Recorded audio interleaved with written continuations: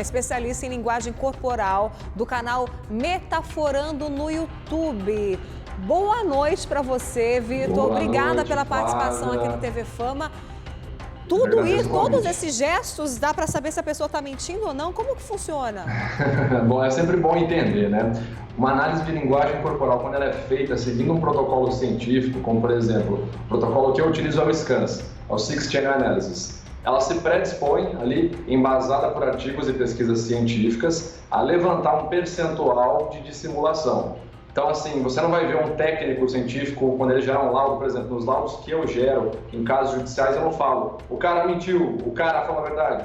Eu gero uma porcentagem, olha, em um conjunto de sinais, avaliando a forma padrão, eu tenho que ter um registro padrão dessa pessoa, de como ela se comporta, avaliando a forma padrão dela de se comportar, comparando com o momento que ela se comportou ali, quando ela estava falando da acusação, ela tem X% de chance de estar mentindo ou falando a verdade.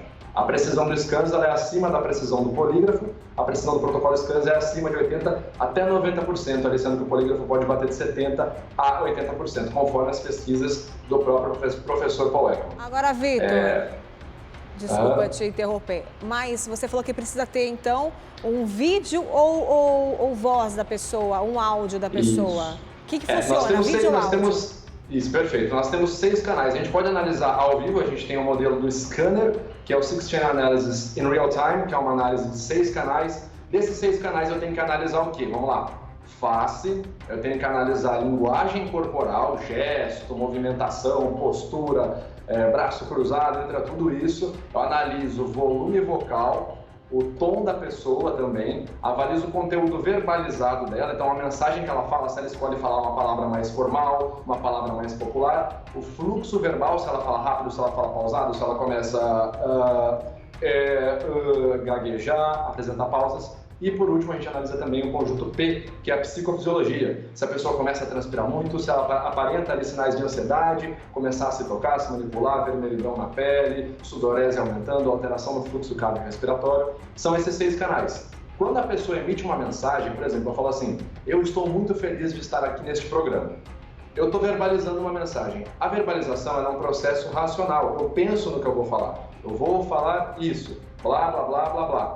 Porém, o nosso corpo, conforme as pesquisas, inclusive existe até o famoso mito de Merabel, né, que mostra que o nosso corpo ele demonstra muito mais a nossa intenção emocional do que as nossas palavras, porque as nossas reações são instintivas. Uma microexpressão facial, por exemplo, pode aparecer sem que você tente se controlar ou sem que você pense nela. Por exemplo, vamos supor que eu odeio tal pessoa e eu preciso falar que eu gosto dela por alguma razão, talvez no trabalho. Oi, fulano, eu gosto de você.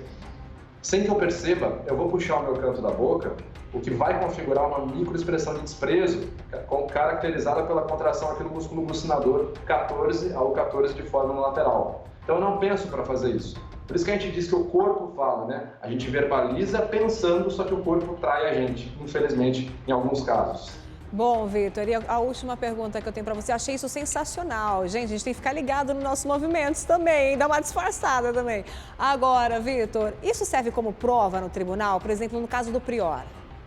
Tá.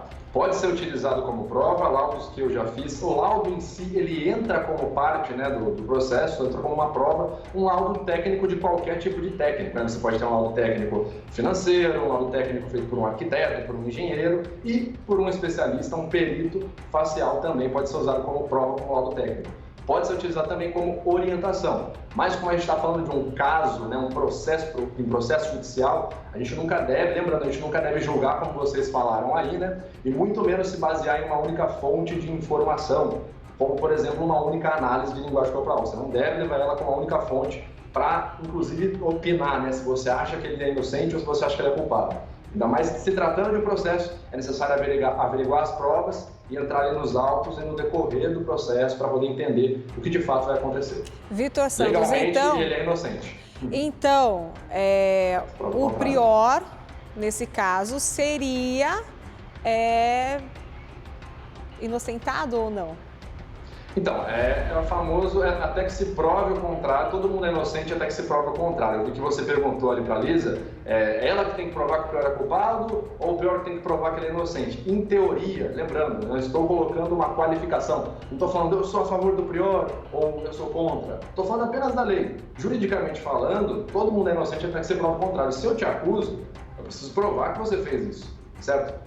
O problema é que quando a gente entra no crime de estupro, ele tem uma condição muito difícil, porque a maioria dos casos onde o estupro é praticado, no caso real, geralmente é difícil de você fornecer prova, né? Geralmente são locais escuros, uma festa ou quando ninguém está olhando, então dificilmente você vai ter, a não ser que você tenha uma coleta de material genético, mas você vai ter uma prova que anexe diretamente à pessoa, né? Por exemplo, teve uma garota que ela tem um laudo, se eu não me engano, ela tem um laudo médico, tem um boletim médico, uma documentação médica. Certo? Aí você entrando pelo princípio ali, né, tentando entender de forma jurídica. Ela vai ter que provar que esse laudo, esse boletim médico, está diretamente associado ao prior.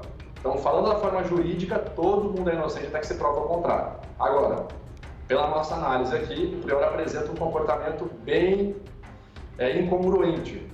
Falando de forma técnica, potencialmente incongruente. Bom, vamos ver no que isso vai dar, né? Eu quero te agradecer muito, foi uma aula pra gente, viu, Vitor Santos? Aliás, você fala muito bem para as câmeras. Gente. Lembrando que o Vitor Santos, então, ele é especialista em linguagem corporal e você pode acompanhar o Vitor Santos no canal do YouTube Metaforando. Uma aula pra gente aprender também, né, a ver as reações dos nossos maridos, nossos amigos, nossos familiares com que a gente trabalha, né? Obrigada, viu, Vitor?